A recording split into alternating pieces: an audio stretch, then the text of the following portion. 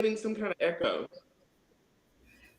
We are live. Thank you all for joining me once again. I'm Jeanette Lenoir with E Pluribus America, and I'm here with another live stream to talk about, what everybody else is talking about, and that is the hip hop beef between Kendrick Lamar and Drake. It has clearly shaken up the atmosphere, and people are very interested in not just analyzing this artistry, but also, trying critiquing it and trying to make sense of what it all means. So I am joined once again by my very talented guest. You all know him. You've been here. He's been here before. Wade Davis. He is the DMV's finest cellist. He is a artist and one of our local stars in the classical scene. We respect him greatly. And Wade Davis, thank you so much for joining me and welcome. Can you hear me? Can you hear me? Yes. It's sort of echoing, but it's working. Okay. So welcome and thank you for being here. I appreciate it. As you know, there's been a battle taking place. Right. Yes. Thankfully, yeah, there's another battle. Somehow, we Americans, we love to fight. Either we're fighting with real bombs or we're fighting lyrically.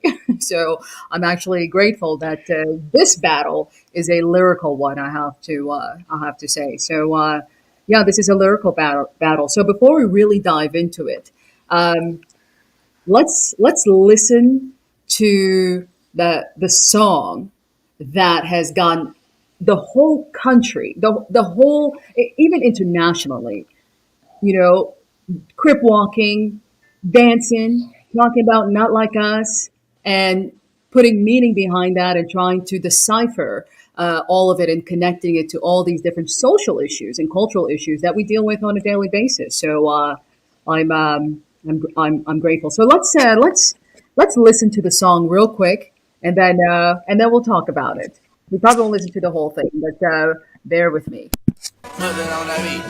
Aye, monster on the beat, ho. Wait, let's start over. I see dead people.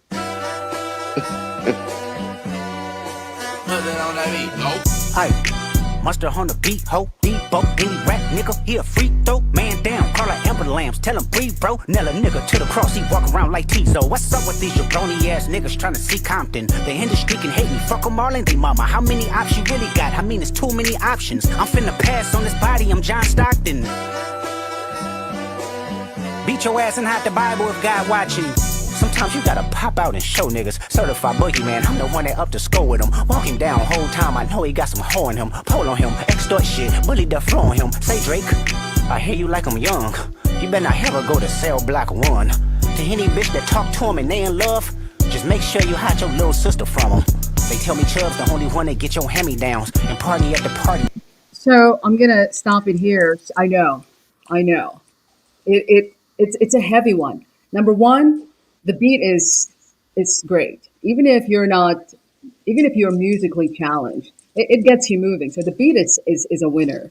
But the lyrics, I mean, the lyrics they almost sting like, you know, like grease. When that grease catches you when you're cooking, the lyrics are so. And he makes some. What he does is what Kendrick ultimately does is accuses Drake of a real serious wrongdoing, which is something that P Diddy has been accused of. As you know, the Weinsteins of the world, the Epstein's of the world. So, and these are very serious allegations. So, what are your thoughts on that particular allegation? First, what are your thoughts on the song? And what are your thoughts on this particular allegation of, you know, of abusing young people.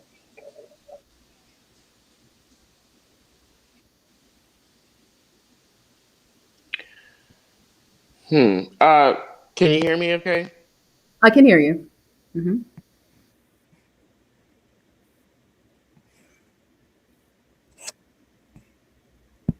Uh-oh. Am I breaking up or can you hear me okay? I can hear you. You are frozen though. Okay. Oh, let's just give Wade a little minute while he's working on his technical issue in the background there, um, and he'll join us here shortly.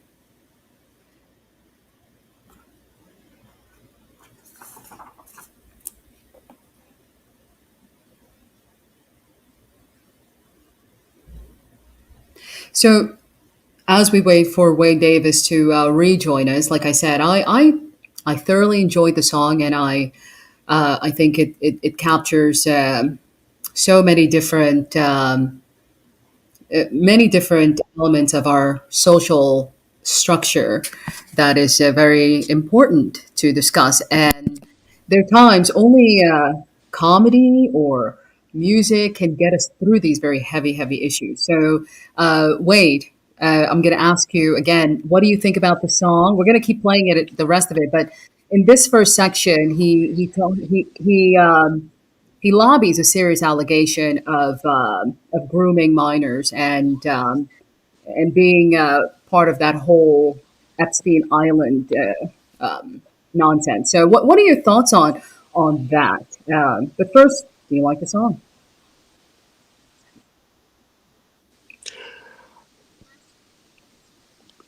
I am a fan of rap. I think the beat is, hard or tight or, whatever you'd want to say to it. I really am not interested in the battle. However, I do know what Kendrick Lamar is referring to regarding this sort of, you know, not introducing, Drake to, whoever's little sister, because there, were, I believe, allegations about him, Drake, sort of having some inappropriate texting, I believe, with a minor. At the time, her name was Bobby Brown, I guess the young actress, or whatever she is. I'm not exactly sure, but I'm sure that's what he is referring to, among other things, because that is now, sort of documented. And of course, the interesting thing, I would say, can you still hear me? Am I breaking up, or is everything good? Yeah, I can. You're a little frozen, but I can hear you.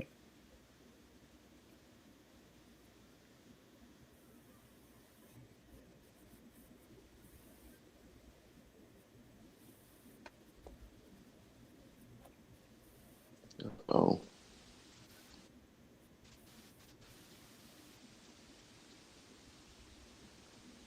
You're good now. You're moving. my stream I isn't can. quite clear. Yeah. Connecting. Uh,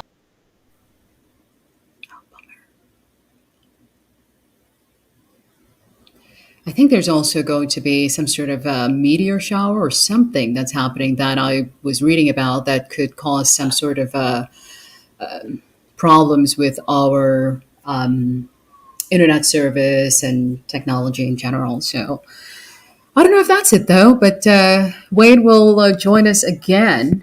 Um, so I will.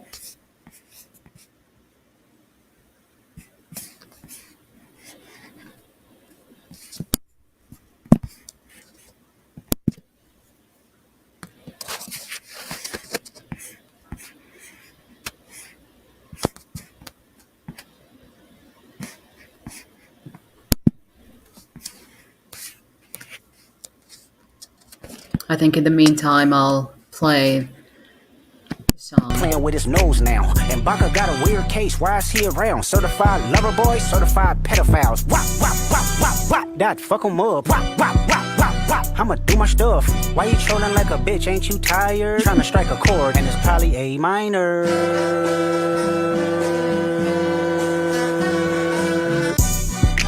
They not like us. They not like us. They not like us. They not like us. They not like us. They not like us. You think the Bay gon' let you disrespect Pop, nigga? I think that Oakland show gon' be your last stop, nigga. They cold foul, I don't know why you still pretending. What is the owl? Bird niggas and bird bitches, go. The audience not dumb, shape the stories how you want. Hey Drake, they're not slow. Rabbit hole is still deep, I can go further, I promise. Ain't there something be rest that's for bitchin'? You Malibu most wanted, ain't no love boy, you ball boy, fish Gatorade or something. Since 2009, I had this bitch jumping. You niggas will get a wedgie, be flipped over your boxes, or over your foe. The other vaginal option, pussy. Nigga better straighten they posture. Got famous all up in contact. Might write this with a doctor. Tell a pop star quit hiding. Fuck a caption, won't action. No accident. I'm hands on. He fuck around, get polished. Fucked on Wayne Grow. He was in jail. That's conniving. Then get his face tatted like a bitch apologizing. I'm glad D-Rose came home. Y'all didn't deserve him neither. From Alondra down to Central. Nigga better not speak on Serena. And your homeboy needs subpoena. That predator moving flocks. That name gotta be registered and placed on neighborhood watch. I lean on you niggas. Woo! That name's got to be plastered and put on neighborhood watch. Right. Mm-hmm. I mean, he really went in. Kendrick took the gloves off, and I mean, it's this issue is so triggering for people. It is triggering on so many levels. This particular song is incredibly triggering. It seems like Kendrick, when like, you want to, let me show you all the dirt, and he like ripped up the rug and is showing us a lot of the things that is being done in the background. So please continue what you were saying, your analysis. Yeah, there's already sort of, I'm trying to think of the word to say regarding it. The sort of articles, and I guess you could say social evidence. There's a social evidence there of him sort of grooming, this young girl, the Bobby Brown young lady. And so, I think the interesting thing is that, the overall point I think about this entire thing is that, frankly, Kendrick Lamar has clearly known these things about Drake for many years and has been sitting on these things.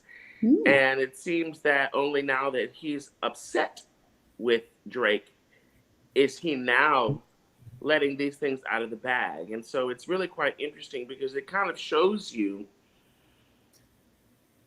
how many people will keep things like that secret until they get upset with the person, and then they will tell the business. But it's not until they're upset with the person that the information comes out. You said something there. Like, for example, I'll just relate it to a situation that I just experienced. I was teaching at, I'll just say politely, a mediocre music school called Potomac Music in Lorton, Virginia. And after 3 weeks there, I quit because essentially I was replacing a cello teacher who was clearly not doing anything regarding teaching. Every single lesson that I had of students that were being transferred into my studio from his, the students had absolutely horrible technique, horrible bow holds, horrible seating posture, horrible intonation, horrible left-hand posture. And, frankly, the entire faculty of that studio was beneath me. I mean, they just don't have anybody to my artistic level down there. And it was quite clear from the moment I entered that studio. So all that's to say is when I quit, I've been sort of letting it rip about the reality and the nature of studios like that. But I just want to make it clear that I felt that way from day one. And it was just going to be a matter of time until I quit and let the knowledge be known. But it's not because I'm upset that I'm sort of, taking them to task and letting everybody know that, you have a violinist co-owner who is basically taking money from people and, doing nothing but playing the violin with students in octaves. You can't teach the cello on violin. That's not possible. But all that's to say is, again, I felt that way, and I was planning to say something anyway because I did not feel that job was going to be tenable after 3 weeks because the culture there was basically racist, mediocre, and I just didn't want anything to do with it. But all of that again is to say is that I knew that I was going to say that, and it's not because I'm upset that I'm letting it out now. But again, with the Kendrick Lamar / Drake situation, and many other people, once they get backed into a corner, they will then spew out the things that they've been sitting on. Hmm. You see what I'm saying? Yeah, I agree, and that's the one element that I haven't really heard people pontificate upon because there's just so many. But I think you do make a good point when you talk about that because we see this a lot, especially when it comes to SA. You know, these are all these accusations against even our former sitting president Trump, who's dealing with that now. A lot of these women are coming out of hiding their silence to say, and a lot of people are like, why'd you say, why did it take you so long? Why did it take you so long? And so I think you do make a good point of why did it take so long? But I don't know why it took so long, but I do know that there are there's all kind. Listen, this is a very dangerous business too. The music industry is also very dangerous. I mean, people get killed. Look how many artists, how many hip hop artists, rap artists are. They don't live very long. It is a very short lived for many of them industry. Especially when you consider some of the issues that they sing about and some of the tragedies in their own lives. They somehow are re-victimized by the industry. So I think you do bring a good point about that I hadn't considered before because they've been going back and forth.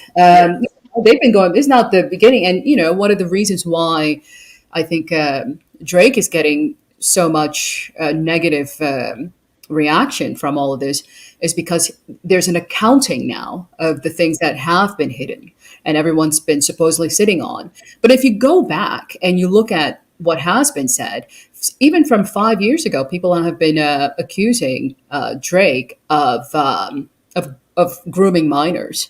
They've been saying all these things. We just haven't really been listening to it, So it could go either way. But Kendrick Lamar's this particular song I thought was spoke a lot, and so I'll play the rest quickly of the other piece so we can talk about that. Like another line of walk, yeah, it's all eyes on me, and I'ma send it up the pot. Ay, put the road label on me, I'ma get them dropped. Ay, sweet chin music, and I won't pass the ox. Ay, how many stocks do I really have in stock? Ay, 1, 2, 3, 4, 5 plus 5. Ay, devil is a lie, here's 69 God. Ay, freaky ass niggas need to stay their ass inside. Ay, roll their ass up like a fresh pack of Zod. Ay, city is back up, it's a must, we outside. Ay.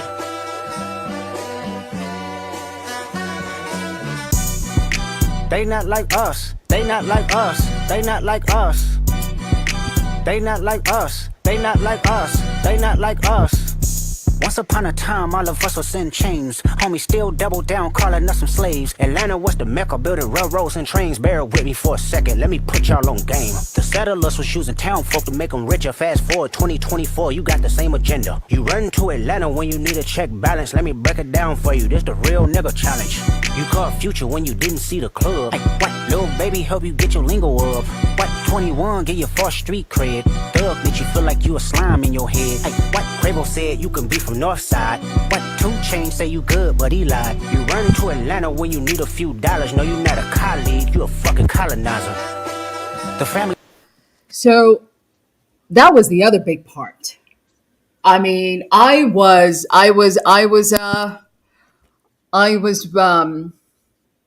intrigued. Like, did he just? Wow, that's very interesting. And I took that as several ways. I took that.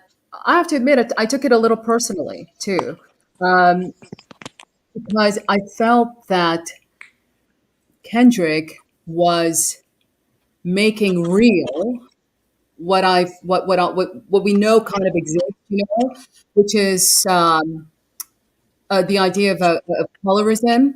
And I'll get into the colonizing stuff in a minute, but I thought he also I felt that whole "not like us" also separates us as Black people, meaning that if you have a certain skin color, if you have mixed heritage, if you're really not like Kendrick, or people who look like Kendrick, the No, rest that's of not. No, I don't think that's what he's saying. What he's referring to is the fact that Drake is essentially cosplaying as black, and he uses it to his benefit, and that's what he was talking about regarding going to Atlanta, etc. but isn't Drake Black? So how No, can he cosplay Black? no, Drake has a white mom, I believe, Hmm. and I'll just say this: for biracial people, Hmm. the mother is the indicative factor as to whether that child is going to be raised as black or half white. Okay, I see, and And that's that is something that all black people who are my skin tone know. mhm, in Because, America. for Yeah. example, a person who grew up like Drake, their white mother is Hmm. not going to know how to do their hair. Their white mother is going to allow that child to have ratty looking hair and hope that's acceptable to the white people that they want their child to socialize with. I Because I'm I from, I'm from I'm from Columbia, South Carolina, so mhm. I can tell you that's what I grew up seeing. Yeah, but so because there's also this measure of blackness, and that's been since the birth of this nation, which is if you have one drop of black, you're black, whether mom is white or And that's the thing, though. It's like, yeah, the biracial children's white mothers know that those children will never fully be accepted as white, but they will still try to push that side of them over the side of them that America is going to see as black. And that is often a rude awakening for those children at some yeah, point in their lives. I see. Um, and then he also accuses Drake of being a colonizer, of coming to Atlanta and using all these different rappers that are, more black than he is, to Yeah, really. because Drake is cosplaying as black. He is using that identity as a costume and takes it off when he feels it is not convenient for him. Yeah. Well, he was called out for it. But uh, there's just a lot going on. I'll get back to the colorism in a little bit because I want to show you another video um, about about that. But let's keep going. Matter and the truth of the matter, it was God's plan to show y'all the liar. He a fan, he a fan, he a fan. He a fan, he a fan, he a freaky ass nigga, he a 69 God. Freaky ass nigga, he a 69 God. Hey, hey, hey, hey, run for your life. Hey, hey, hey, hey, run for your life. Freaky ass nigga, he a 69 God. Freaky ass nigga, he a 69 God. Hey, hey, hey, hey, run for your life. Hey, hey, hey, hey, run for your life. Let me hear you say OV ho. OV ho. Say OV ho. OV ho. Then step this way, step that way. Then step this way, step that way. Are you my friend? Are we locked in? Then step this way, step that way. Then step this way, step that way.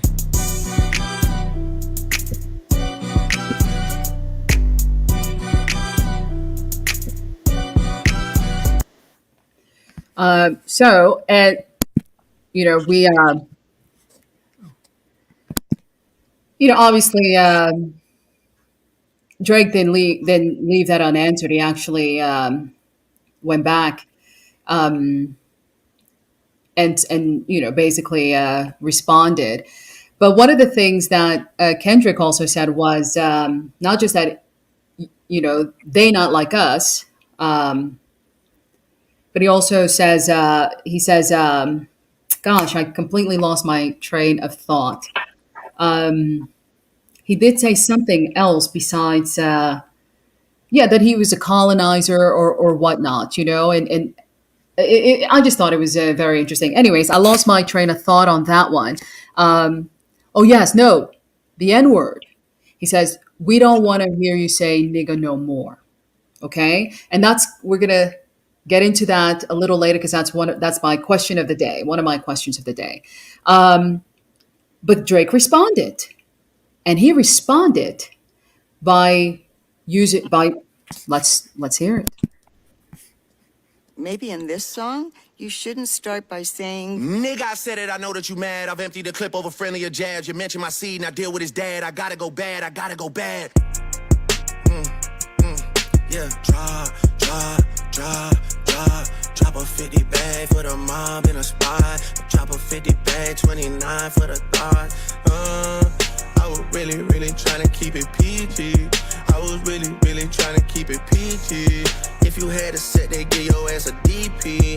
To civilian gang in real life, you PC. You know who really bang and set my nigga YG. You know who really bang and set my nigga Chuck T. You know who even bang and set out there CB. The nigga cold, losing sleep on this, it ain't me. You better have some paperwork or that shit fake T.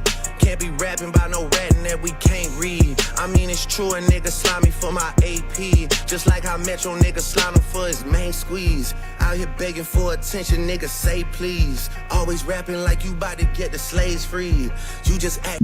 Let's stop it there for a second because I felt that's where I thought I didn't think number one I didn't think that Drake should have gone to that N word because of how uh, triggering that word is, even amongst us. You know, a lot of blind. I don't like that word. I don't use that word. So it's very triggering for a lot of people. There's people in the Black community who think nobody should use that word. You know, it should be offended. But then there's others, especially in the hip hop community and music.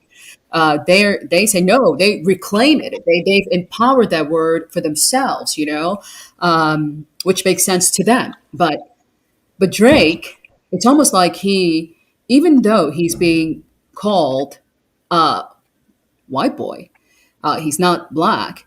He went and responded with his white mother. It seems like I think that was his mother, and then he used the N word. What are your thoughts on that? Well, first of all, I'm just gonna say if that was Drake's response, he already lost because I mean that song sounds like a white kid rapping. Really? Yeah, that song sounds like a white kid cosplaying at a black person rapping. That like Really? sing songy. Yeah, that sounds like a white kid like cosplaying at rapping. So he's already lost there. First of all,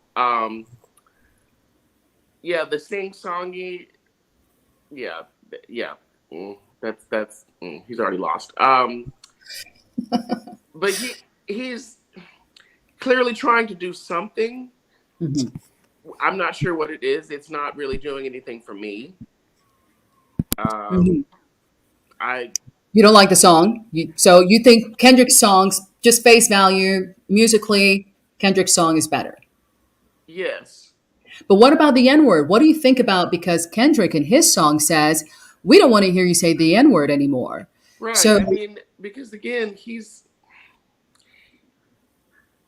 clearly a biracial person who has benefited from light-skinned privilege, mhm, as some might say, his yeah, whole life.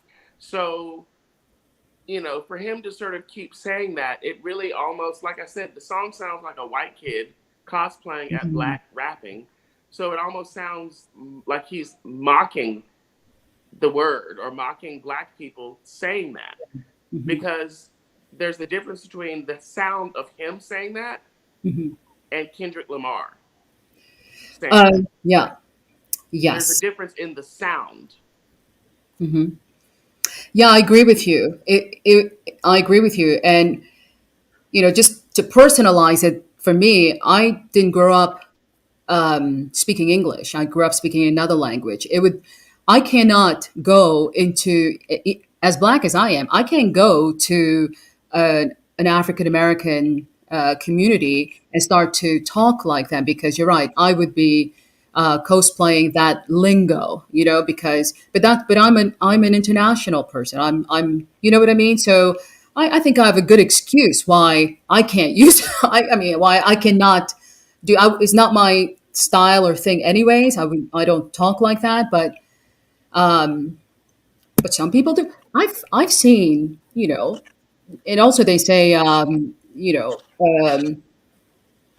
it's also how you are nurtured. You are a product of your environment. And one example, if you even look at like Marshall Mathers, Eminem, and even Right. He again though cosplaying. you think but he's Yes. considered one of the But like. Marshall Mathers is white. He was not. He was not fully accepted by the rap community, except for like Dr. Dre and Mhm. Snoop and a few of them. And frankly, he's still on the outskirts of it. I 50 think Cent he loves really him. just was utilized because at that particular moment when Eminem struck, he Hmm. was able to bridge white rap fans into the Hmm. hardcore gangster rap scene. Yeah. With his debut on that Hmm. album, I believe it's Chronic 2001. Hmm.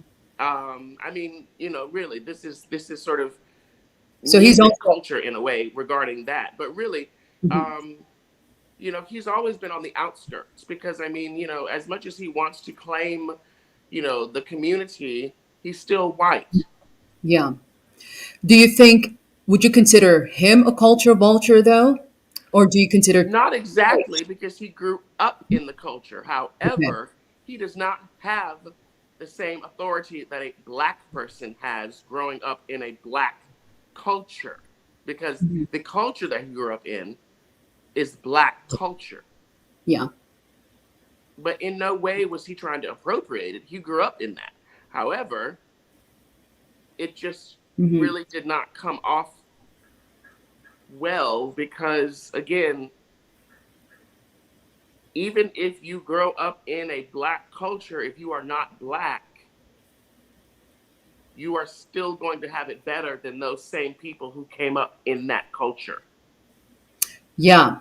Because of the color of his skin. Exactly. Yes. Colorism makes a debut here. The issue of colorism certainly makes a debut. Uh, let's keep going. Like an activist is make believe. Don't even go back to your hood and plant no money trees. Say you hate the girls I fuck, but what you really mean? I've been with black and white and everything that's in between. You the black messiah, wifing up a mixed queen. And hit vanilla cream to help out with your self-esteem. On some Bobby shit, I wanna know what Whitney need. All that puppy love was over in y'all late teens. Why you never hold your son and tell him say cheese? We could've left the kids out of this, don't blame me. You a dog and you know it, you just play sweet. Your baby mama captions always screaming, save me. You did it dirty all your life, you tryna make peace. I heard that one of them little kids might be day free. Don't make it day freeze. Cause if your GM is your BM secret BD, then this is all making plenty fucking sense to me. Hey, let that shorty breathe. Shake that ass, bitch. Hands on your knees, hands on your knees, hands on your knees. Shake that ass for Drake, now shake that ass for free. Yeah, yeah, we're not that kind of free. I'm talking about my nigga Dave. Yo man a Lil K, we call that shit a mini Drake. He always said I overlooked him, I was staring straight. These bars go over Kenny head no matter what I say. I know you like to keep it short, so let me paraphrase. Knew it was smoke when Abel hit us with the serenade. Niggas say, almost started reaching for my waist. Drop, drop, drop, drop. Drop a 50 bag for the mob in a spot. Drop a 50 bag, 29 for the thought. I was really, really trying to keep it. Yeah, let's stop playing around and take this shit serious. Like, It makes a transition. niggas is a joke, I take it serious though. Yeah, look.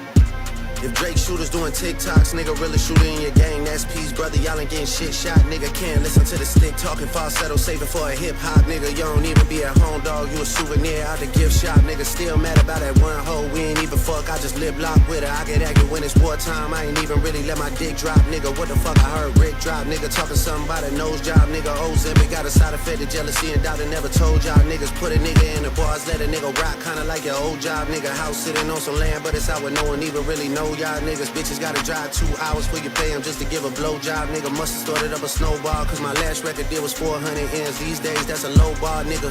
Hey, who's next on the list? Which one of my so-called niggas? Which one of my so-called niggas? Which one of my so-called niggas? Me the sheriff on the clip. Always knew I had to smoke y'all niggas. Good kid, Mad City van, Will pot the latch and make the door slide. Tears running down my cheek, laughing at you pussy dying. It's a war cry. So there's a lot to unpack there. There's a lot to unpack there. Go ahead. Again, Drake sounds like the guys that try to speak lower than they actually talk. Yeah. His voice is indicating vocal fry. Do you hear that? Well, you can tell there's a lot of the tuning, that stuff that they use No, to but his speaking voice, not his singing voice. His speaking voice sounds like he's trying to speak lower than he does. And I've noticed, frankly, being sort of, I would say, just traveling in the DC area, Baltimore, on metros and trains like that. You know, a lot of these guys have voices that sound like mine. They don't have this super deep voice like this, man. They don't talk like this, man. But what they do is they start saying, "Yeah, bro, like I'm talking like this, bro, like I'm doing this." It's like, no, you're trying to like lower your voice, but you're frying your vocal cords because you don't speak that low, and that's exactly what Drake sounds like, and that's what I mean when I say he sounds like he's a white kid cosplaying at being black.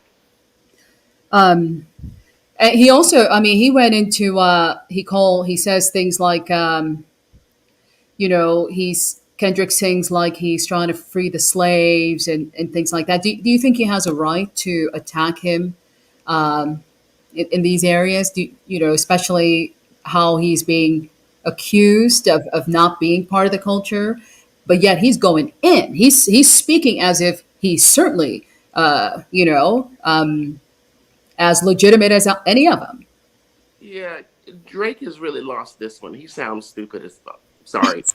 Uh, Boy, I'm telling you, but they are beating him up. There's currently even a challenge called BBL Drizzy Challenge.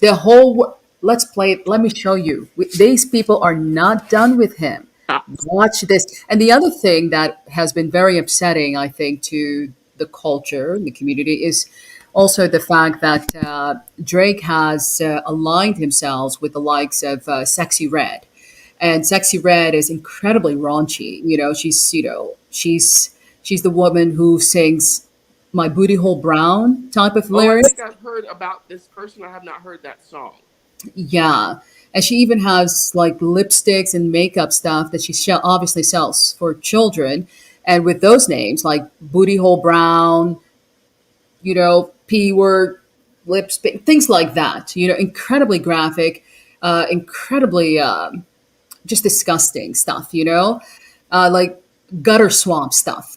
They've brought this creature from somewhere, from the gutter, and it's to try to, and it makes us all look bad. It's almost like they're trying to tell our story that this is who we are, and that's not our story. But what Drake did was align himself with this person, and with his star power, he lends it to her and helps to boost her up, so everyone can see, in a way, who we are, when that's not who we are. That's absolutely not who we are. But these are the people who are uplifted and to represent our Well, culture. again, Drake is Drake's main audience,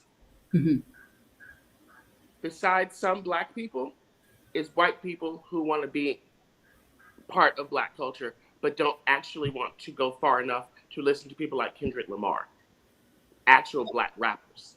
Yeah. That's why they like Drake. So that's why Drake feels like he has a hand in anything, but Yeah. he doesn't. But do you think that his allegiance with the likes of Sexy Red, do you think that damages the culture, the black culture? Um, I really don't even know who Sexy Red is, frankly. His allegiance to her, I don't even know what she does for the black community. So, I mean, I really can't speak on that, unfortunately. Well, she raps. She's one of these rappers as well. But here's the effect of that. So now there's this challenge, BBL Drizzy challenge, and let's hear what that's all about. And this is one of them. This is one of the challenges. A thing. K-Dot, baby, your wife is just as whitewashed as Drake is. Be fucking for real. Your wife. I call it Cap, County Jail Story. In 2017-18, I was locked up with Kendrick Lamar's wife, little brother. And bro's a crip. Like, bro's a gang member.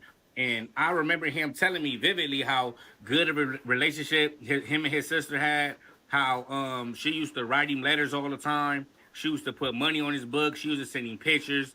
He used to tell me how Kendrick always used to like try to give him advice, like try to, put him on, tell him how to stay out the streets. And he even lived with him he even lived with him. So I don't understand how she has no ties to our community when she's from here.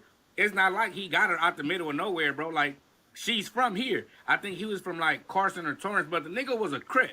Like, the nigga was a gang member. So how is she seemed like she kind of tied into our community. Okay, so before we move on to the BBL Drizzy and Sexy Red connection, what Kendrick has been accused of is just like this black woman says, like, wait a second, how can Kendrick antagonize Drake about him not fully being black or is really one of us when his partner, the person he has children with, or his woman, because I don't think they're married. I don't know, but she's not black. I believe she's a Latina. She's a Latino woman. So what do you think about that? Does that disqualify Kendrick in a way? For example, can Kendrick thoroughly represent the culture with anybody other than a black woman on his arm? I don't think that's indicative of anything.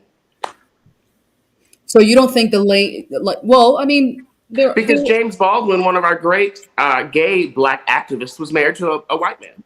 Mm-hmm.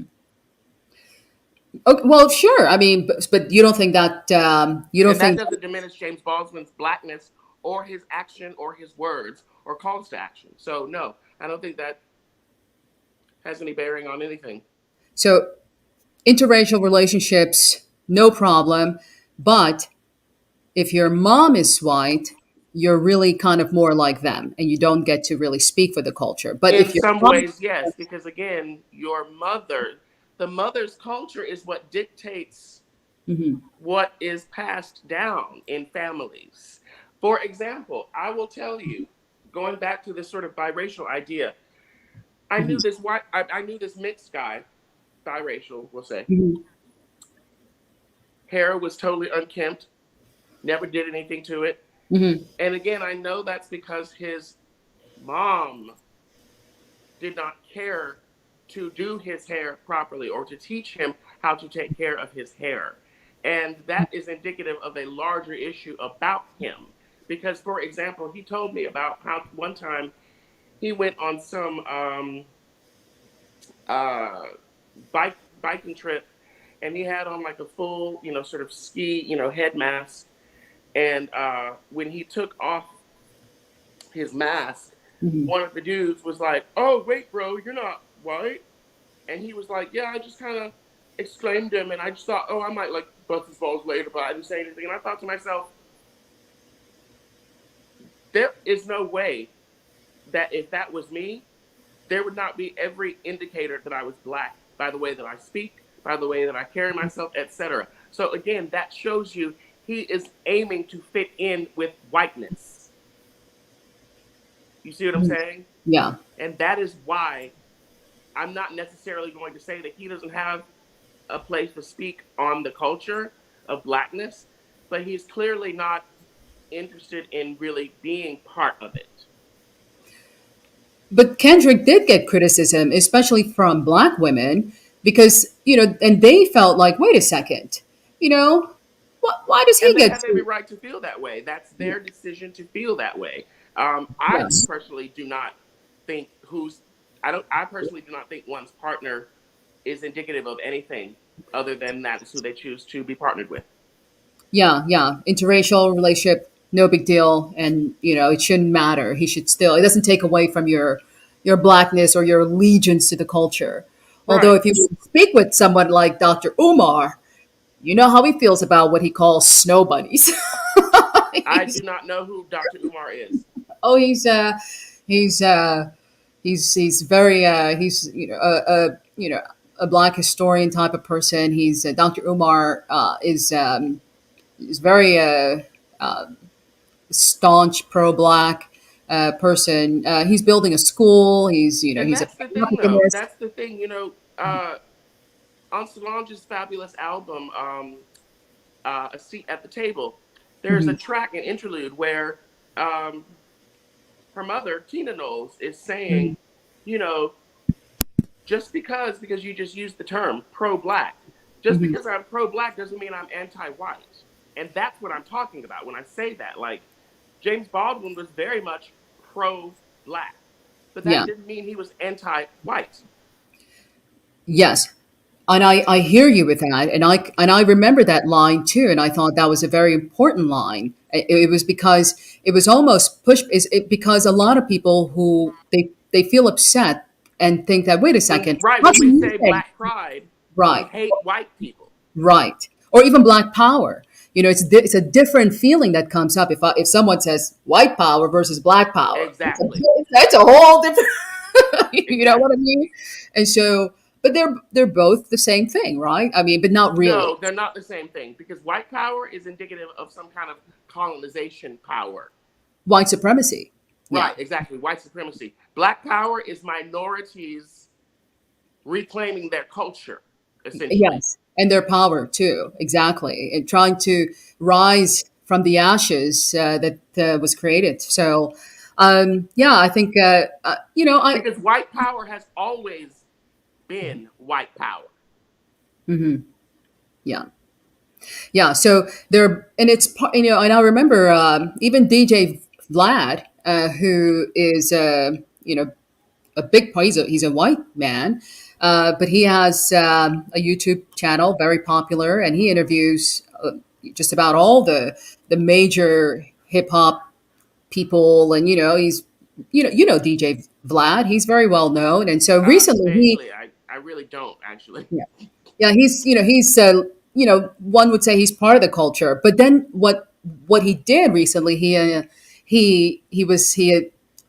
turned into a Karen, they said, because he did not like he criticized Kendrick Lamar's song and said, "Oh, it's not that great" or something like that. And then this black woman, who's a college professor, she's chimed in and said, "Hey, why don't you stay out of the black space? This is a black space, you know." And he took great offense to that, and because he works in the black space, he interviews black people all the time, but he's all in the hip hop business, as an interviewer. So she felt that he was overstepping boundaries, and then he said he tagged her college, was trying to get her fired because she said that he doesn't have a right to speak on this issue. And so then, of course, the internet was like, "Oh no, Vlad," and they all attacked him to the point calling him a Karen for trying to get this professor fired, and for trying to protect the black space.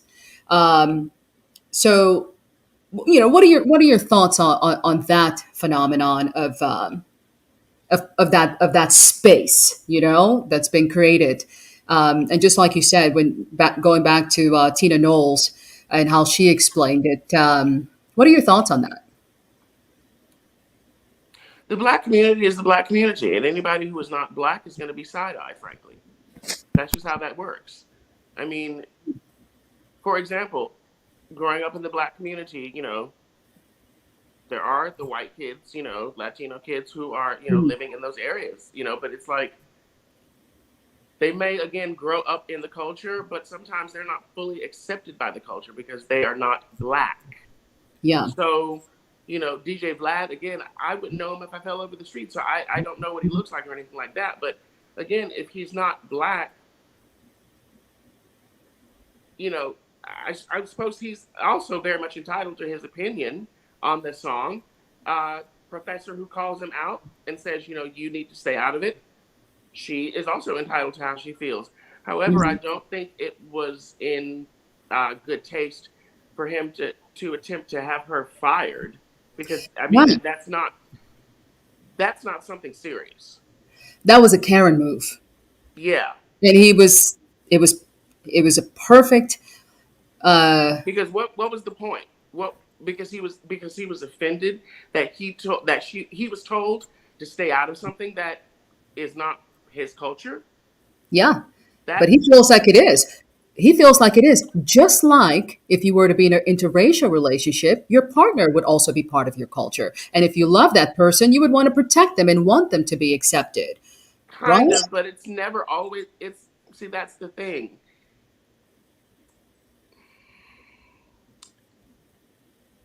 While your family is going to love your partner, sometimes if you're in an interracial relationship, they're still not going to fully accept your partner. As much as they can love them, they will, I'm sure. But there will still be a point where they cannot accept certain things because, again, all cultures are socialized to be with each other. I mean, I was having a conversation a while ago with a white friend of mine, and she was asking me if I thought that white people were inherently sort of racist. And I said, no, the white people are definitely socialized around themselves for such a long time that anything that they see that is not white is immediately othered until they decide it is okay to bring that person into white culture or their culture. Yeah. But it does not work that same way with the black culture. Because those people already have a space in the black culture in a way because they're growing up in the black culture. Yeah. So it's complicated but different. Yeah. All right. Let's get back to this part, and this is where the internet starts to bully people. The internet is a vicious place, and once they pile on, God help us all, and God help Rick, because the piling on is incredible. Let's watch this. This is the BBL Drizzy challenge. If all of this diss music got you wanting to drop a diss of your own, Metro Boomin got you, because now he created a beat called BBL Drizzy Beat, and the person with the best verse gets a free beat from Metro Boomin. And I ain't even gonna hold you, the beat is fucking hard. And the funniest part about the beat, it's a beat that Drake would eat on. So yes, the burying of Drake continues, because now we're going to be seeing people rap over a BBL Drizzy beat. Watch. Metro Booming was his partner, was his musical partner too. Was Drake's. So, the reason why, they made him look like Sexy Red. This is what Sexy Red looks like without the beard. This is literally Sexy Red. It's so ridiculous.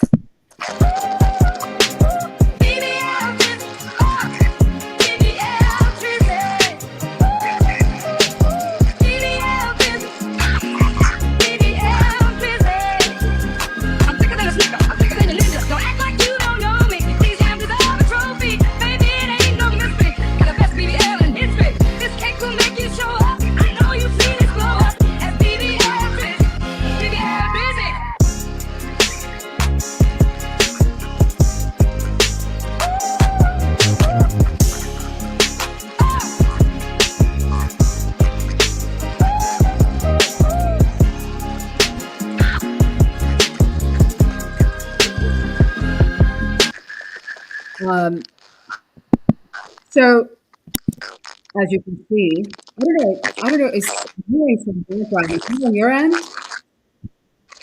Something's going on with this. Is there some kind of static in the earpieces? Yeah, yeah. I heard that too.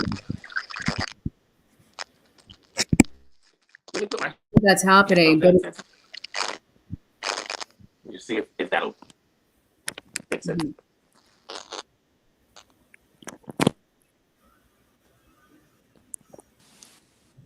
Okay, Yes,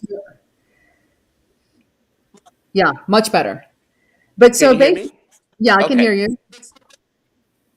Um, so basically, the internet is coming for Drake. I mean, they have, and the whole Yeah, BBL and thing comes from, I believe it was the insult he received from Rick Ross. Rick Ross said something about him having being right, boot yes. or having plastic Uh-huh. surgery. And he's got, a Mm-hmm. healthy derriere. So, what are your thoughts on Right. that? They're using Well, first because of all, look, again, go ahead. where you say they're using what? I was gonna say they're using sexy red. They're saying you're using sexy red to make us look bad. Now we're turning it around to make you're now you're sexy red. They turned him into sexy red.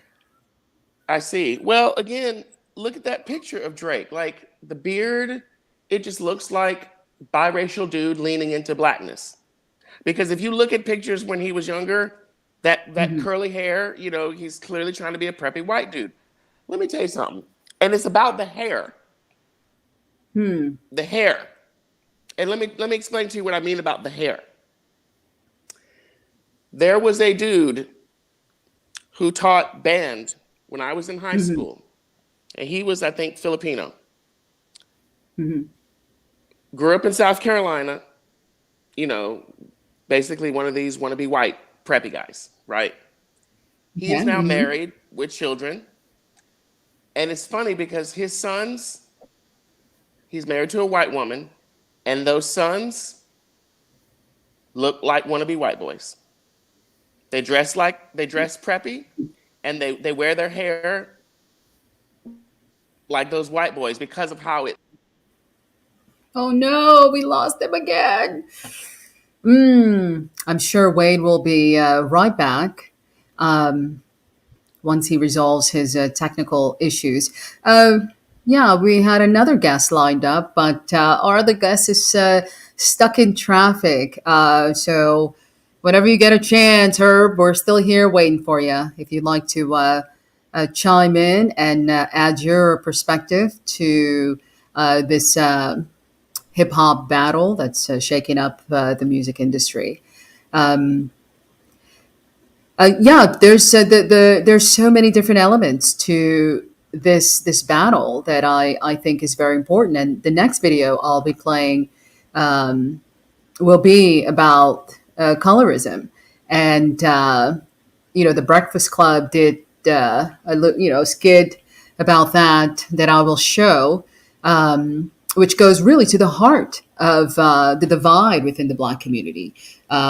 Which has to do with good hair, just like Wade Davis was alluding to, or whatever hair. The issue of hair is also a big deal because it also creates a divide within the Black community. That if you're of mixed heritage or whatever, you've got good hair, and so forth. And that all of that is all packaged up with the whole stigma of colorism. So we'll be talking about that when Wade returns. So please excuse me.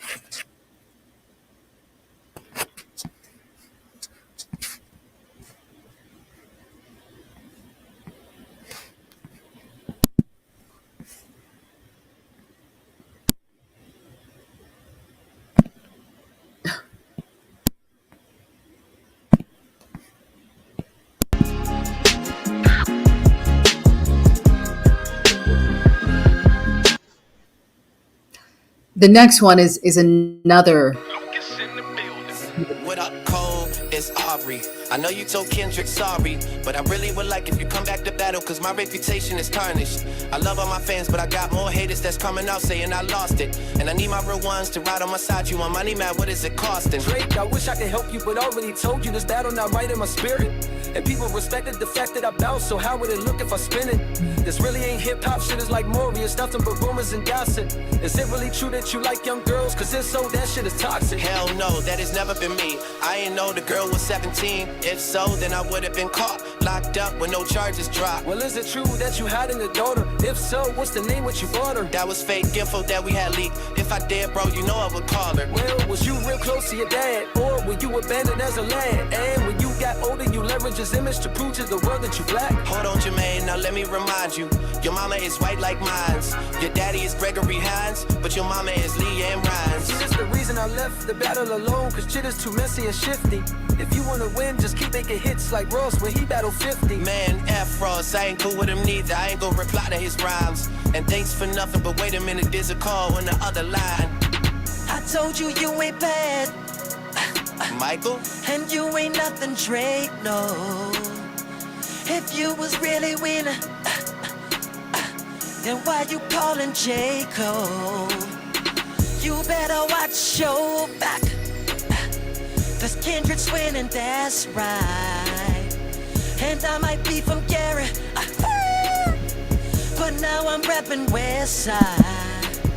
All I wanna say is that we don't really care about you. Hello again. Yeah, I had to fill up some space, but can you hear this?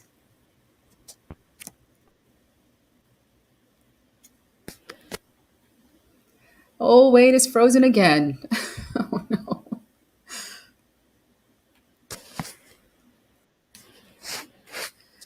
And there's Herb. Let's get him on here. Hi, Herb. Welcome, Hey, can you welcome. hear me? Yes, I can hear you. Great. We also have Wade Davis on, although he's having some technical difficulties at the moment. But welcome, Herb. What a pleasure to let's engage you for a minute. How are you doing? Thank you for joining me. Yeah, apologies for being late. As I said before, I just got back from a 4-week cruise, Yes, so I'm still kind of settling in. I'm here. I'm And just about to run into my living room and try to got it. get a better connection because that was just All right. horrible in my. Um, Herb has joined us, and you two do know each other because we all did a show together before. Wade, Herb, welcome back, both of you. How exciting to be talking to you both once again. It is truly a pleasure. So thank you. Wade, Herb was telling us about his cruise. He just came from South Africa on this incredible cruise. So I'm sure he's still trying to get his bearings and whatnot. But welcome, Herb. Welcome, Herb. If you don't know who Herb Scott is, you're missing out. He is a DC native and saxophonist. Herb Scott is a star on the Washington DC jazz scene, and he also you were the 2023 Mayor's Arts Cultural Jazz Guru or something. You won an award recently, did you not? I did. It was the Mayor's Arts Award Yeah. for community arts development. I love it. So congratulations. It is Thank well you. deserved. You lead an incredible jazz summer program here. And I think that's wonderful. And that's one of the reasons why I thought you'd be so perfect to chime into this battle that's going on between Drake and Kendrick. So what are your thoughts? Did you listen to any of it, or what are your thoughts just from the jump? Yeah, I mean, I chimed in, and as I said before, I was tuning in while I was away. Every time I checked social media, especially TikTok, there were these elaborate breakdowns of the song lyrics and the behind the scenes meanings and the intense wordplay that Kendrick was delivering a lot of analogies, a lot of really loaded references to with respect to his family and with respect to allegations of sexual misconduct with young people, and and then of course there was the whole kind of reference to Drake being a culture vulture in a sense, and taking advantage of just not really being authentic, and especially when he made that AI Tupac Snoop Yeah. Dogg kind of thing. It was like seen as really disrespectful to the hip hop community and to the rap community, and so but then on the other end folks were quick to point out Kendrick's allegations of how he apparently abused his wife, and so some folks were saying that at one point Drake was responsible for bringing Kendrick out on his first tour, and they were big fans of each other, and then J. Cole entered the picture as another fan, and and he bowed out of the conversation quickly. But once the battle kind of was on, this kind of tearing each other down by using women as their reference point to essentially big up themselves. And not only that, sorry to interrupt you, but Jeanette, this is exactly what I was talking about earlier. These men were sitting on these things for years, and now all of a sudden that they're mad with each other, it's back and forth. They're exposing each other with it. Right. That's exactly what I was saying earlier. Yes. Yeah, and so they're now using this opportunity to use these women as pawns for behavior that they didn't check in the past. So it's like, how is it okay, when you were going on tour and working, collaborating together, and now all of a sudden you have all of this to say about each other when but the other thing is, like, you have, in my perspective, as a musician, as a working musician who, I was on this cruise as a musician. I was playing, for as part of the jazz band for international audiences. And I'm thinking, like, God, like, I'm only making but so much money on this ship, and you have these millionaires like bickering back and forth. You have millions of dollars. What is there to be mad at? Like, why are you even, I mean, I understand the culture of battling. Masculinity. It's the masculinity of it all. Because remember, masculinity is performative. Yeah. For other men. Yes, for sure. And the idea of this back and forth, it's just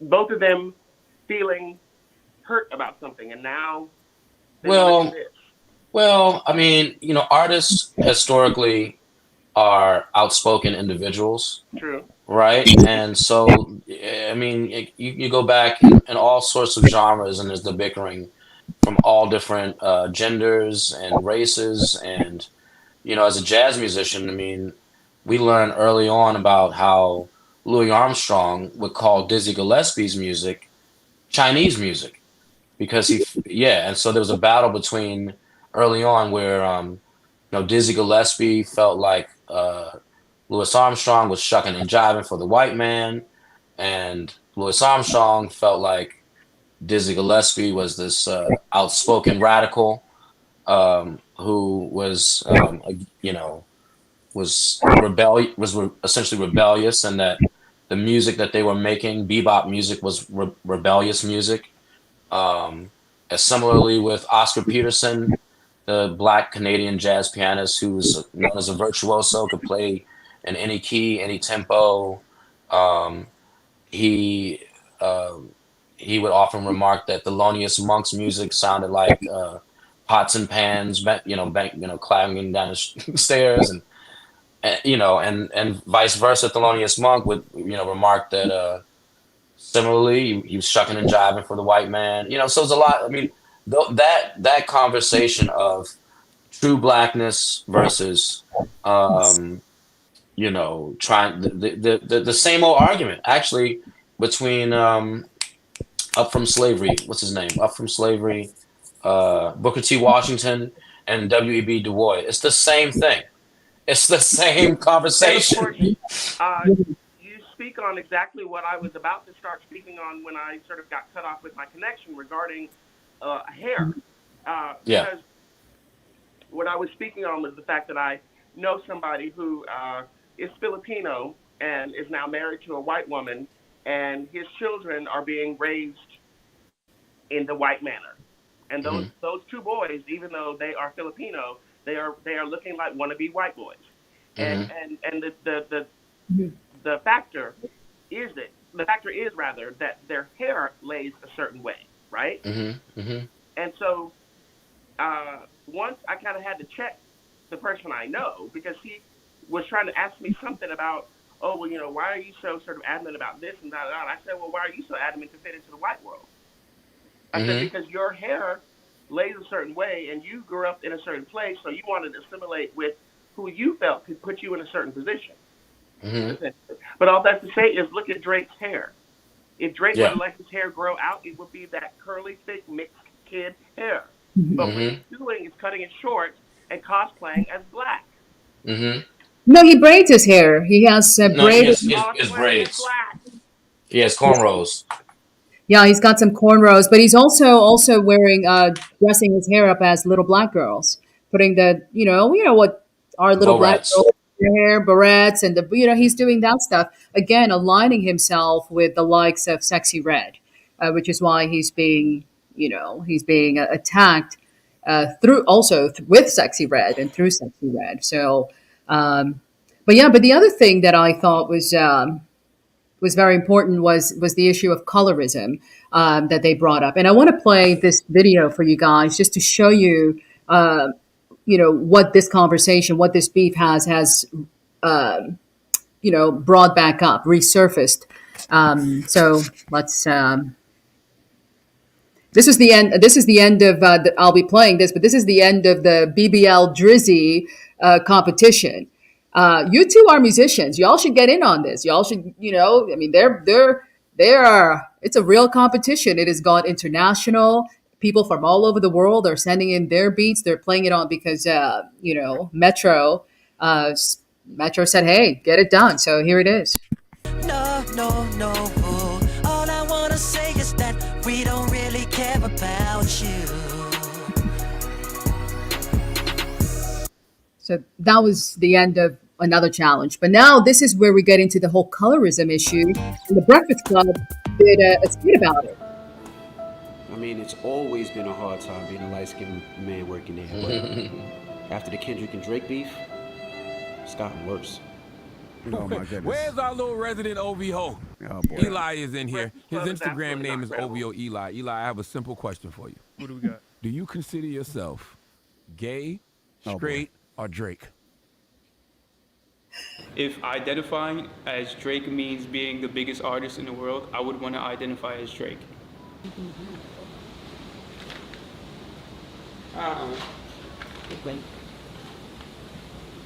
Good girl.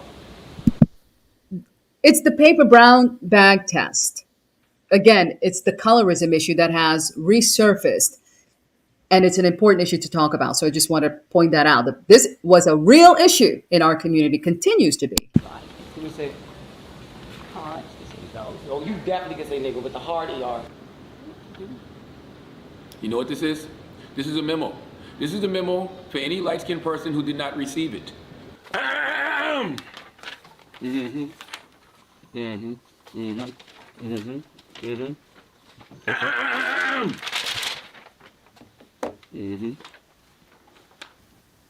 said nigga yesterday.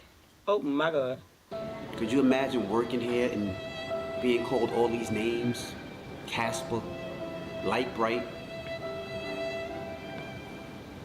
It is not hard working here as a light-skinned man. What's up, bro? You good? Drake! These niggas gay. Yo, this beef has got everybody in uproar online in real life. My pastor is preaching about this shit. Kendrick told Drake not to say nigga no more. We don't want to hear you say nigga no more. Because we don't know if you biracial, we don't know if you Latino, and ain't nobody got time to be guessing. Yo, Nick.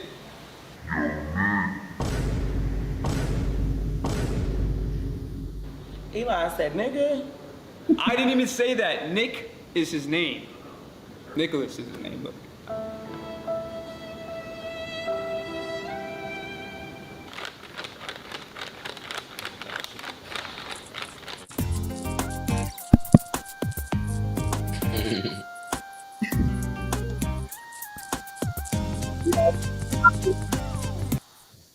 You know, this is, you know, the battle is a real one. You know, this is obviously a real issue. But, you know, since you just joined us, Herb, why don't you give us your thoughts on what you just saw and the whole issue of colorism?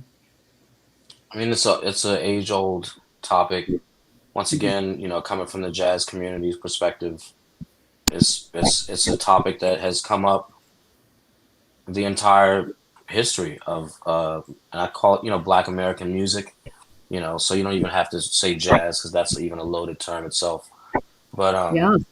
you know, I mean, you know, look at old pictures of Count Basie and Duke Ellington, where they would conk their hair. You know, they would lighten their skin up with light skin lightening products to try to appear light skinned, because at one point, you know, dark skin was ugly, if you will. And then you have folks like James Brown, who wanted to come and celebrate Black as being beautiful.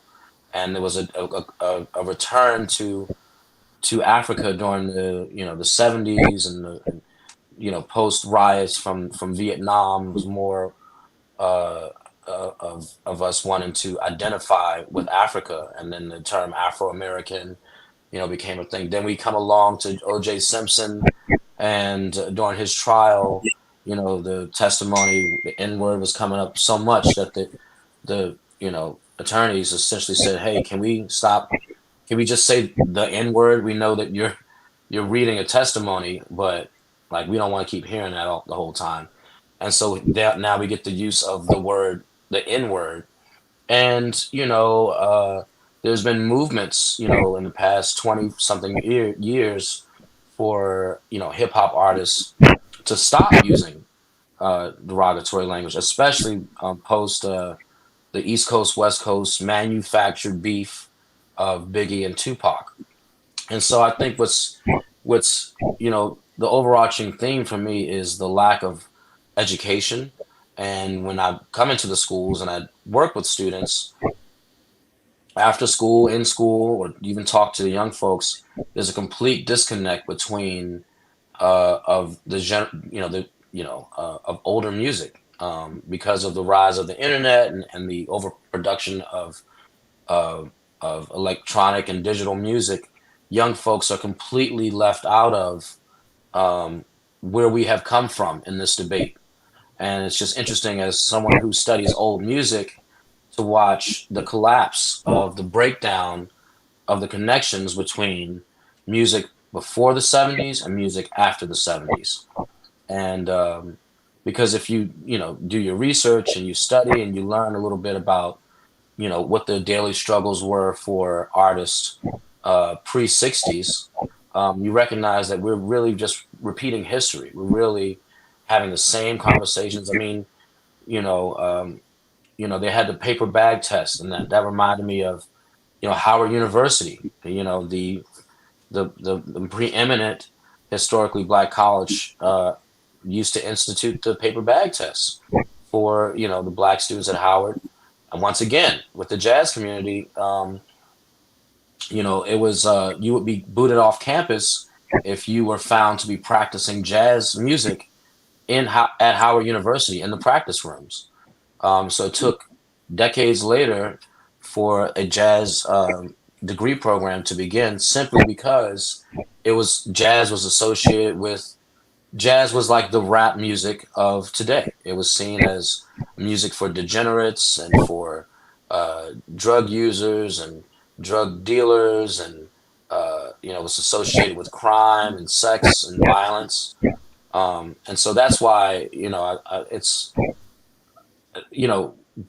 seeing this conversation swing back again. It's just to me, it's a poor reflection of our lack of music education and music history in our school system and just in general. Yeah. But do you think it fits in this beef? Do you think this issue still matters? Obviously, it does. I don't think they would have brought it up because one of the criticisms is that because of who Drake is, he's not only mixed, but he's also Jewish, and so he has been elevated amongst a culture that he's not really a part of, and so it's a cyclical issue because we still haven't overcome it. Yeah, I mean, okay, so does it have a place? You know, it's not me to say whether it has a place. My point in coming here is just acknowledge that you know, like his cyclical kind of repetitive, historical things. Each time we learn something, each time we come away with a little bit of a solution. And I would suggest that, that we remove ourselves. And I'll tell you another thing that gave me another perspective. I hate to even sound like on a high horse, but, I'm traveling internationally as I'm witnessing this, right, on social media. So I go back to my room, I pull up social media to check in, I see what's going on, I go back to the international audience of folks on this cruise, and they couldn't care less. And it was just a reminder of how much our hyper focus on black white issues it impales our ability to really take in what the world is really dealing with, and how we fit into the larger spectrum of the world, and how how many of us in other cultures actually are dealing with similar things. But Black America, we have such a influence on the world. I mean, we're so highly, if everybody wants to be black at some point, Uh-huh. our art and culture has been kind of adapted all over the world. We got our music, our culture, our hairstyles, the way we dance, it's been adapted all over. But we, as are continuously kind of sucked into this. What I would like to even say is, manufactured drama, because despite the fact that these two millionaires are going back and forth exposing each other and is salacious, they're also making money out of this whole process. I mean, these songs are topping the charts. Everybody's talking about it. The conversation has hit the mainstream media, if you will. And so, behind these individuals are machines of PR people, of managers, record labels, and they're fully invested into keeping this divide going. They're keeping this narrative alive. So stepping back, I can see, these people aren't kids. Also, mind you, right? The PR people and the managers, they know about history. They kind of are aware. They've gone to school. So by them continuing to play into this discussion that is decades, centuries old at this particular point, is really it's one to be mindful of, to not fully engage too much, because you know you know now I will say the other element that is really damning is how the sexual assault allegations tie into the conversations regarding P Diddy and the industry as a whole, even with the Nickelodeon kind of issue. I think that to me is the more alarming piece because um, the hyper focus on whether he can say the N word or not, and I don't know. I think that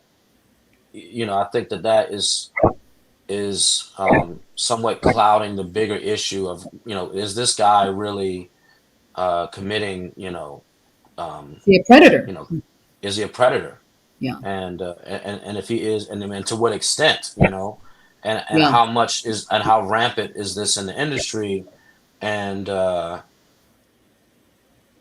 so that to me is a more alarming piece there. Yeah, I agree. Wade, what are your thoughts on the skit that we just watched? And where does it fit? You heard what Herb said. What can you add to this particular issue of colorism, which I believe divides us? Divides us as a black community. Um, Even the issue of hair. I think it's so it's frivolous. It's I know it's important to some people, but to me personally, I think it's so frivolous. But what are your thoughts on the whole colorism issue? That's really it's been one of our Achilles heels in our community. Because if you think about it, like when black people sometimes when they fight amongst each other, and let's say one person is lighter skinned than the other, to really hurt the darker person, they go right to your skin. You know what I mean? That's Yes, also and used that's as a weapon. conditioning because we were brought to this country as slaves. That's never going to go away. That is part of the blood of people who live here. Sadly. Yes. So, first of all, The Breakfast Club, I wasn't watching that. That's not a credible source to me by any stretch of the imagination. I have no interest in watching anything or anybody from that organization. But what I, again, will say is that, colorism comes from the white community. That has been inflicted upon us as black people. And now it's there in our community to stay because of the intermixing of white people and black people, right? I mean, we know what was happening with people like Sally Hemings, etc. So all of that to say is that, sadly, we've inherited that. And sadly, in some places, that idea is not going to go away. Because, for example, if you go to Jackson, Mississippi right now, you're going to hear somebody say what you were just saying. To insult the darker skinned person, they're going to immediately go to the skin color. I mean, that's just how some places are. And when those people leave those places to go elsewhere, they're going to take that same mentality with them. Yeah, yeah. And Herb, you talked about conking of the hair, and you mentioned the Godfather of Soul, James Brown. He conked his hair. His hair was straightened. He straightened his hair too. And who else? Malcolm X did before he became the Malcolm X, the Messiah. We know him he became. He was also conking his hair, and he talks about that in his autobiography. But also back to Herb's point, you're absolutely right when you talk about the commercialization that is happening behind the scenes. And although Kendrick has, I think, removed all, copyright infringement things on his record, just so everyone can do it. They still generate money. So, hold on. And so here's the statistic. So Not Like Us, that song, now holds the record for the biggest stream in a day for a solo music release in Spotify's history, with 11.85 million spins and counting. So yeah, it's This is also a lot about money, and although I do agree with you that we're ultimately watching a couple of rich people fighting and airing out their dirty laundry, they still bring up issues that they can feed upon that benefits them, but that gets us riled up as people because there's still unresolved issues amongst us, and that so they're able to use it as material to go at each other. So that's certainly clear to me as well. But let's one of the other things I wanted to one of the things that the Breakfast Club brought up was well, first Kendrick said, "We don't want you saying nigga no more." Okay, that's what he said, and so of course the Breakfast Club comes with that as well, and so I would like to ask, and I'll start with you, Wade Davis. The question of the day. I actually have two questions today before we end our show. So the first question of the day is, who has the right to say nigga? Wade. Frankly, I'm going to preface what I'm about to say with the fact that as a gay man, I came up hearing fag and queer and fairy as a slur. Mm-hmm. And, I remember a groundbreaking show called Queer as Folk that aired on Showtime in 2001 to 2005 when I was in college. And I remember specifically the characters on that show reclaiming those words and using them in a positive way to affirm each other and not as insults. And so I know that, in the black community specifically, the word nigga is basically just man, dude, hey, what have you. I mean, frankly, I personally don't say it every day to people that I see, but I do have a good friend who is also black, and I was sort of explaining this situation about quitting this teaching job the other day, and I was saying that one of the white studio owners had sort of brushed past me, walking behind me to the bathroom, and I was standing in front of him, and I basically turned around and said to him, "You need to say excuse me," and he turned around and looked at me, and I said to my friend, and I turned around and looked at him as if to say, "What, nigga?" Oh. That's what I mean when I say, like, okay. But I'm not going to walk up to somebody on the street and be like, "Yo, my nigga," that's just not me in a way. Okay. But those are your fighting words. So you Oh, no, are you? I didn't say that to him. But what I was saying was that what I was basically looking at him was like, "I dare you to say something to me." Yeah. Okay. So but how would you answer this question? Are you saying who has the right to say the N word? Is it situational, meaning like if you're angry, that it can be used as a weapon, or no, because I mean, again, the word in the black community is essentially the same. Okay, you know what? And this is funny because I think a lot of people don't know this, so I'm going to sort of educate everybody for a second. Mm-hmm. In the late 18th century, the name Guillaume, or William in English, Guillaume in French, Guillaume, Guillaume, was very widely used, right? Mm-hmm. And, when they wanted to slander Marie Antoinette, for example, they said, "Oh, she's just, out there flirting and just, tripping around with various guys." That's where that comes from. Guy is short for Guillaume. Okay. So you're saying, okay. And they're saying, "Oh, she's just out here with every William." Okay. Mm-hmm. So every all gentleman. I'm saying is that, for example, black people, we use the term, "Yo, my nigga, my man, my homie." You see what I'm saying? Yeah. That's what I mean. But who has the right to say it? Only the black community, or? I would say so, because we're the ones who were targeted by the word first, and so we were the ones to reclaim the word.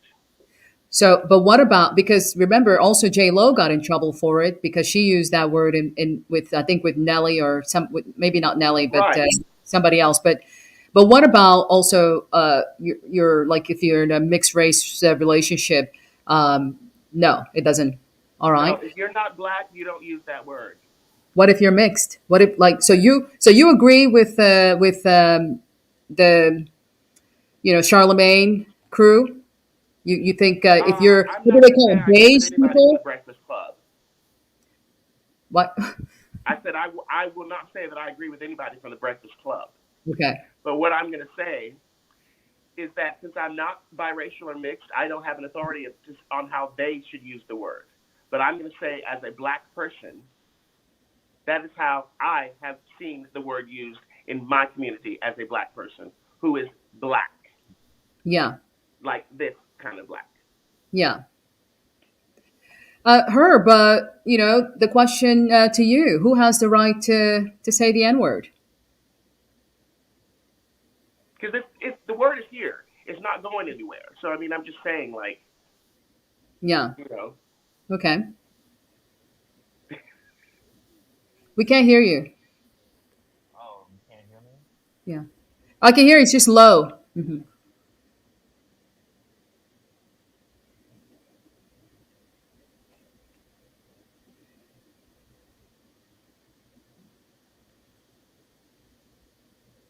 All right, what about now? Yes. Perfect. All right, So so yeah. my thoughts are to me it's the proliferation of the use of the word Hmm. for someone like Drake to make his whole career about in one space. He's I mean he we've seen his career develop. He was a TV guy, from a wealthy family. Sure, his father is black, so that's his decision if he wants to use the word.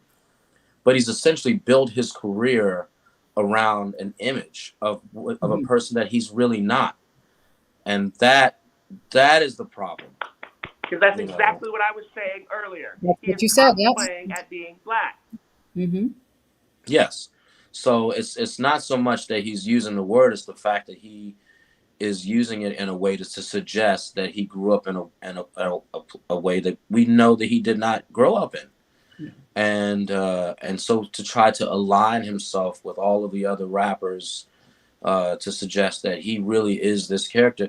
And there was an interview that Lil Wayne did years ago where they asked him, do well, Lil Wayne actually he said like, I told Drake, you are a rapper from Canada. Rap about what you know from Canada. Don't try to come over here to America and Hmm. rap about some other shit because that's not you.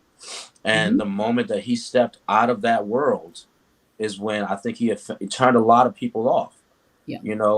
I think one of the things that people really loved, and I initially loved and embraced about Drake, is that he was making this sing-songy kind of rap for about making basically love songs, and he it was known as, what was the subgenre, as like honest rap, you know, um, and he inspired a lot of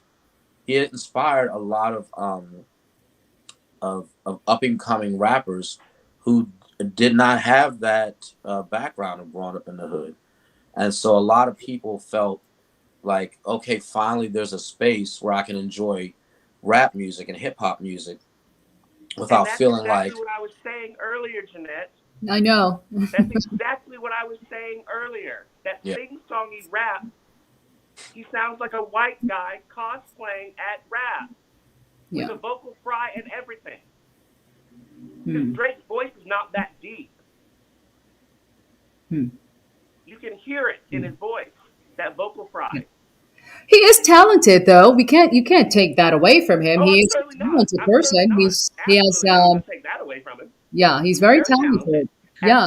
cosplaying as a black person, yeah. You don't think there's anything original there? He's not doing anything T-Pain didn't do before him with the auto-tune, so... Yeah. Okay. Yeah. You did you want to finish up, Herb? no, essentially, like I said, I can't underscore it any further that you know, music, if we do not do our history, we are doomed to be having the same conversation another 20, 30 years from now. This, and that to me is the biggest failure, is that we are so disconnected from the history of our culture beyond just, the most recent years. And I'm concerned for the future of our culture. Not only the fact that we see a disconnect between, the early 20th century and the late 18th century or late 19th century, but we also see a disconnect from the world, because when you're talking about the issue of colorism, yes, colorism is definitely an issue within the Black community, has been for a long time. But guess where else colorism is an issue?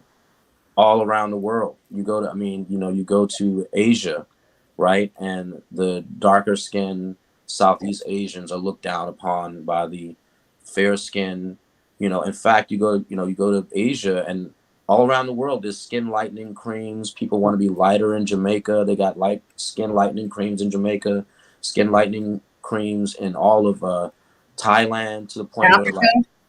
where Africa too. Oh yeah, all across Africa, South America. I mean, look at India. I mean, they still practice the caste system. Yes. So, I think that, a takeaway that is that not only should we be looking to the past for our solutions and to see how far we've come and how far we still have yet to go, we all should be widening our view globally and recognize how much we have in common, and how much we're all dealing with a lot of the same issues worldwide. I think that's one takeaway, is that we really we need to expand our worldview, so that because you realize that there's when you realize that, like, hey man, these folks over here are dealing with the same thing, and these folks too, and these folks, then you start to figure out, well, what is the common thing that we all have that is kind of having us to come deal with these same issues worldwide, and you recognize colonization, government, right? And so colonization is the thing that makes us all have to deal with this worldwide. Exactly. Yeah. But how would you answer the question, Herb?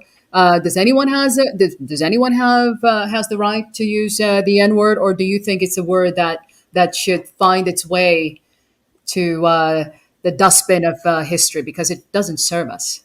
Well, personally, as a Black person, I only prefer if Black people use the word, and I'm highly offended.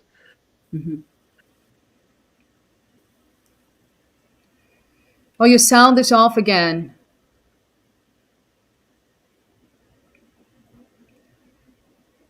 No, we still can't hear you. Okay. There we go. I think that as a Black person, I only prefer if other Black people use the term, because I don't like when non-Black people use the term, and I don't personally like when when it comes to a mixed person. I feel the same way. Like, if that's how you feel, if one of your parents is Black, you have some liability to say it, but there's these lines where other groups of folks try to get away with it. I don't like when that happens, and and unfortunately, I do feel, unfortunately, that because of how the new younger generations have come up, that word has become a part of their culture. Even though it's a part of the Black community, I was awestruck years ago when I would see white kids in high schools referring to each other as a nigga. And I'm like, where's the nigga? I don't see no nigga in this video, and y'all fighting each other. But it's become so integrated as part of African American vernacular in English. They say it's our stuff, but all of a sudden this new generation as it has in the past. I mean, we see Yeah. it with the hippie generation. They Yeah. took a lot of our lingo and slang, and then Yeah. all of a sudden it became American lingo and American slang. But it Mhm. was birthed out of the Black community. I mean, once again, I mean, as a jazz musician, I go back. The words hip and cool were terms that the jazz community put out a lot of terms. Had a lot of lingo that was eventually adopted by the broader baby boomer generation, and then it became de facto American slang, and cool. The words cool and Yeah. hip are American words, came out of the jazz community. Now cool and hip are all around the world. You know, you go all around the world. Cool, okay, cool. You know what I mean? The fist bump. You know, that was our thing. That was Black Yeah. American soldiers from Vietnam, their way of acknowledging other. Now that's a worldwide thing. So once again, like I said, our culture, it becomes worldwide. It, you know, and then later it becomes seen as a generational thing. And so that's where we are. And since you have, and so going back to the younger generation, you have this almost 40-year-old man, right? Yeah. Who is targeting the young generation, Mhm. and he's getting away with it with them because as part of their generation, that's the thing. So that, you know, so they're looking at the older folks like, what do you mean he can't say it? Like, of course he can. Me and my homeboys say it. Like, we don't, you know, we don't, you know. So that's To the larger point that Jeanette just said, though, we might need to relegate that to the waste bin. We can't relegate that word to the waste bin until white people relegate that word to the waste bin. Because as long as they use it as an insult, we as Black people are always going to reclaim it. But it's not. But there's also the other side, because one of the excuse that a lot of people who use this word say, they're like, no, it's I'm taking back the power, taking back the power. So in a sense, they can use that power and say, we're not going to use it anymore, and that would be such a powerful move to retire that use, that if a white person, even if they're being brought up in a Black culture, or however Oh they're no, I mean white people using the hard ER as an yes, insult. yes, but that's not openly used. But I'm saying the Until word. they stop doing that, the word's never going to go away in our community, and Yeah. reclaiming it. Yeah. This is such a low. I absolutely cannot stand the word. I cannot romanticize it. I can't do it. I just don't like it. But well, and I'll say another thing. Keeping with my international theme, the racist white folks that still use the hard R, yeah, they are still similar with American culture having its impact internationally. Folks that are racist in other countries, they call us nigger too. yes, And yes, and just because we, there's an N word in every daggone language for us, even in sign language. This is the sign for nigger in sign language. It's because we have big noses. Yes. So the word is beyond what we think as cult. That's why I said the world is much bigger. Okay, not only, and that's American Sign Language. Every country has their own their own version of sign language. So I don't know what the nigger is in sign language in Brazil, but there is one. I had no idea. You just enlightened me. I had no idea. That's crazy. Yes. Unbelievable. Crazy. Yes. Yeah. So like that's what I'm saying. Like and there's no Black Americans that are like with a huge presence in Europe. They're mostly African. So when they call, so they're calling Africans niggas in Europe. You see what I'm saying? Yeah. So that word, it's really just a placeholder worldwide.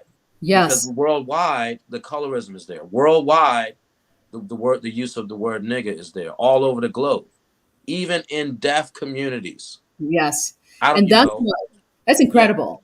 And that's why I think that, we Black folks should take the lead in burying this word. So if we don't use it, it'll be a little harder for them to use if we do it. But we especially the music culture is so part of the lingo, part of the rhythm, that it's romanticized now. So, but I want to move on to our final question of the day, but that'll require watching a really quick film, a quick interview, and this was with Vivek Ramaswamy and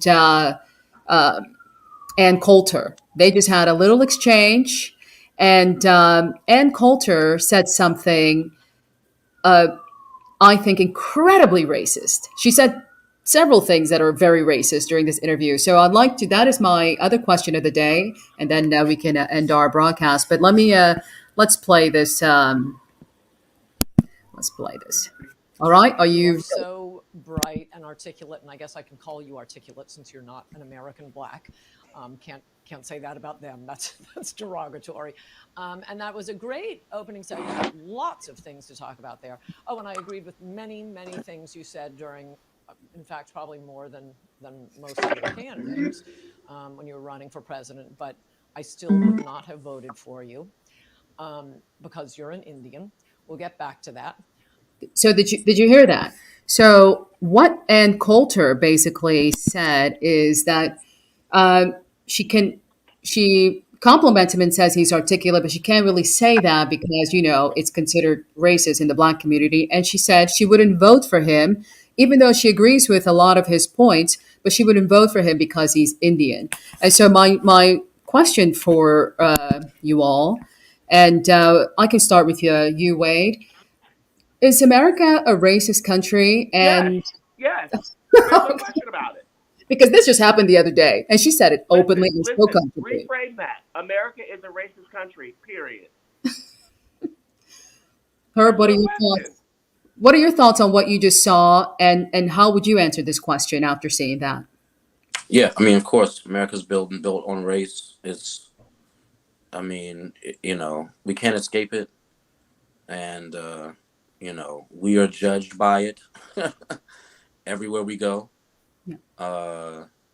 And nastiness is just it is what it is. And she was just being nasty, and she was just being rude. Because if he had if the shoe were the other foot, and she were running, and he said, "Oh, I wouldn't vote for you because you're a woman," that would start off a whole nother thing. And she knows that especially as a white woman. Yes, yes. So she was just being a nasty and rude. And once again, all of this stuff is sensationalism. It's to boost ratings. It's to get people talking. It's to keep division amongst us. So when I saw that and I heard what she had to say, I didn't even really want to entertain it because, that's exactly what it is. I mean, it's for the news. It's for ratings. Yeah. And that is her platform is to, a lot of folks have, they start out one way and they realize they're not getting any traction by, being inclusive. So then they start being divisive because then they get more traction and they get more attention and views and clicks. And that's all that to me was. But she wasn't being divisive. She was being racist and rude. But the other thing, But yes, I do agree with what you were saying. I think you hit the nail on the head when you said she was being nasty deliberately, and I saw that. But she was being nasty with racist weapons, by using the word, the whole articulate thing, and then saying, him being an Indian, that was totally racist. But she used racist tools to be nasty. But the other thing I think is very important to consider here is that our representatives, we have Tim Scott, our Senator Tim Scott says America is not a racist country. He's one of our representatives. Our Madam Vice President, Kamala Harris. She is also agrees and says this is not a racist country. So we have folks, our officials at the highest level. Kamala Harris talks out of both sides of her mouth, because remember when she was debating Joe Biden before they were on the same team, she was saying a Hmm. completely different. She was singing a completely different tune. Oh, So I know. Yes. And she since softened it, but she still said it. It's still a talking point that carries a lot of weight, especially on that level. And so but even if you look across the country and look at what's happening globally in our name, um, with our our State Department is supposedly spreading democracy and protecting human rights around the world, but we're witnessing a terrible atrocity. We can't say that word, right, because they'll ban us, but we all know what's happening across the world. So there's this a blatant hypocrisy, um, you know, taking root, becoming very comfortable, being hypocrites and just plain liars. It doesn't matter. Like you can have. We literally passed an anti-lynching bill a couple of years ago, and we're still saying no, it's not a racist country. Nah, So I do think that, but I don't think that's all of our story. I think we are. Our foundation was rooted in the enslavement of other people, and enslaved Black folks built the wealth of this country. Reparation is still an issue that is very important in our community. So yes, we're still dealing with racism, but that's not the totality of America's story. That's for sure. We are part of America's story, and I find that to be a very wonderful thing. I love that we can express ourselves in this country more so than probably any other country. As Black people, I think so.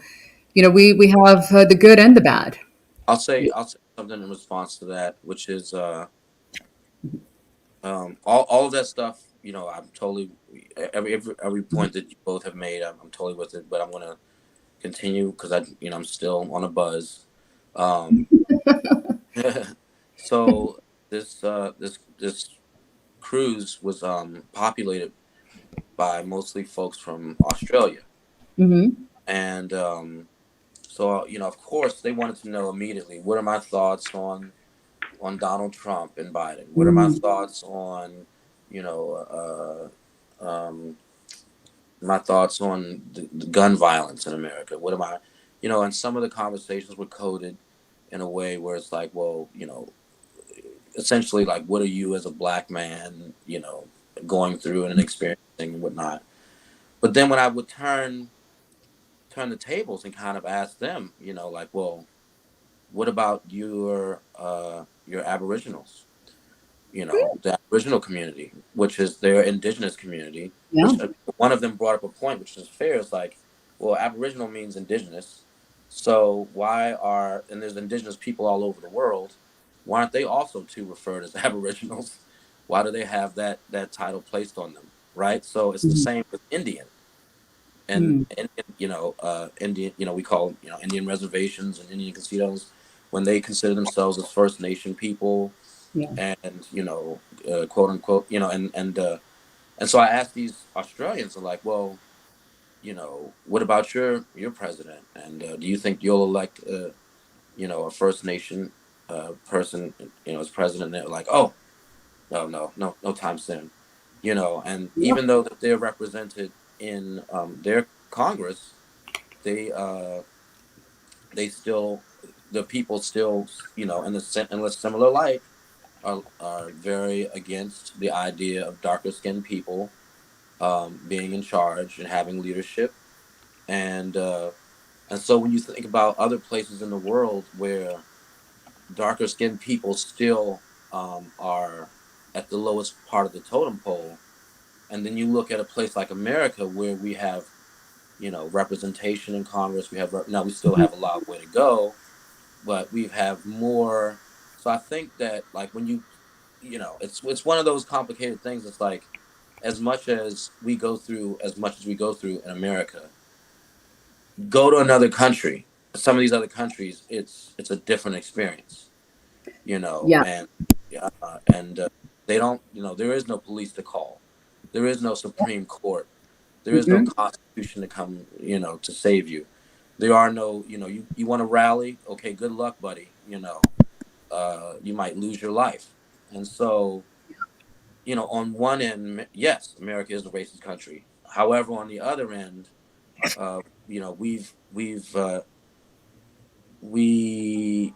we're not like other countries.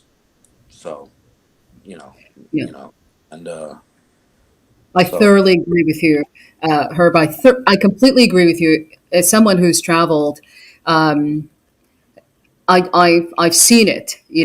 I've seen it outside of the comfort of America. I've experienced it where I'm like, oh, wait a second, you know, and you're reading about it. A lot of people are going to Dubai and getting yeah, locked up for yeah, just even touching a person or raising your voice. You know what I yes, mean? It's like yep, you have to understand that, look, the world is not like us. The other countries are not like us, and that's why I think culture is so important. Culture is really what connects us as human beings. It allows us to respect one another.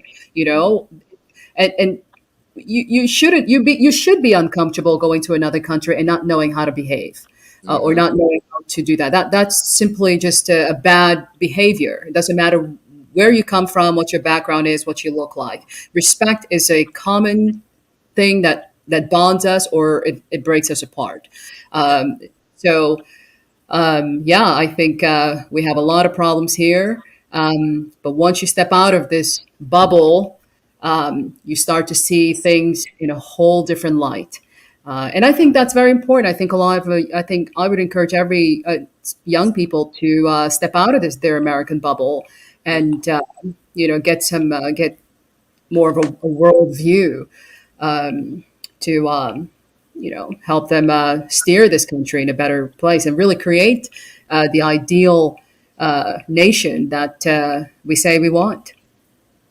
yeah, yeah, Mhm. and I mean, and as there's, I mean, just as there's other places that people are unfriendly with us, there's other places where we are completely accepted, and so um, I don't know. Yeah. Anything else you like to say, Wei, before we say goodbye? Ooh. Uh-oh. Nothing other than fight the power. Yep. Yeah. But I think it's also to remember that we have the power. The power belongs to the people. The power belongs to us. And so even when it comes to the N word, we have the power to really retire this word once and for all. We have that power to do that.